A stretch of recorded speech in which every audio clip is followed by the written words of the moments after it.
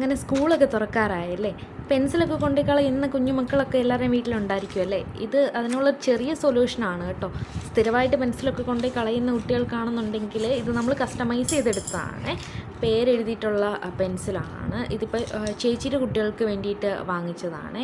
ഇതിതേപോലെ പേര് നമ്മൾ രണ്ടുപേരുടെയും പേര് എഴുതിയിട്ടുണ്ട്. അപ്പം അതിനകത്ത് ഇങ്ങനെ 2 കളർ കോമ്പിനേഷനിലാണ്. വേറെ കളർ ഓപ്ഷൻസ് ഒന്നുമില്ല. ഇത് സാധാ ഒരു പെൻസിലാണ്. ഇത് ഒരു ഓറഞ്ച് കളറിലും അതേപോലെ തന്നെ ഇങ്ങനെ ഒരു ഗ്രീൻ കളറിലും ഇങ്ങനത്തെ കളർ കോമ്പിനേഷനിലാണ് വരുന്നത്. ഒരു പാക്കറ്റിനകത്ത്, അതായത് ഇങ്ങനത്തെ ഒരു പാക്കറ്റിനകത്ത് ഏകദേശം 10 പീസാണ് വരുന്നത്. പിന്നെ അതിൻ്റെ കൂട്ടത്തിൽ ഒരു കട്ടറും അതേപോലെ തന്നെ ഒരു എറേസറും ഫ്രീ ഉണ്ട്.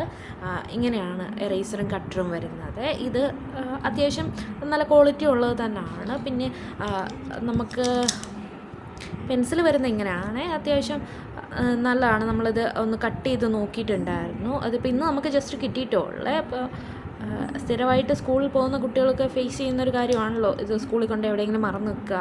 എല്ലാവർക്കും ഒരേപോലത്തെ പെൻസിലൊക്കെ ആകുമ്പോഴത്തേക്കിനും നമുക്കിത് പിന്നെ ഇത് എൻ്റെതാണെന്നുള്ള വാശി പിടിക്കാൻ പറ്റത്തില്ലല്ലോ.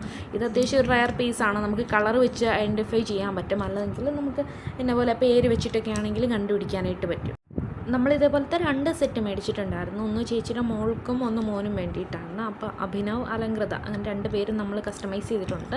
ഇത് കസ്റ്റമൈസ് ചെയ്യുന്ന സമയത്ത് നമ്മൾ ചെയ്തിട്ടുണ്ടായിരുന്ന പ്രിൻറ്റ് ഷോപ്പിൽ നിന്നായിരുന്നു കസ്റ്റമൈസ് ചെയ്തിട്ടുണ്ടായിരുന്നത്.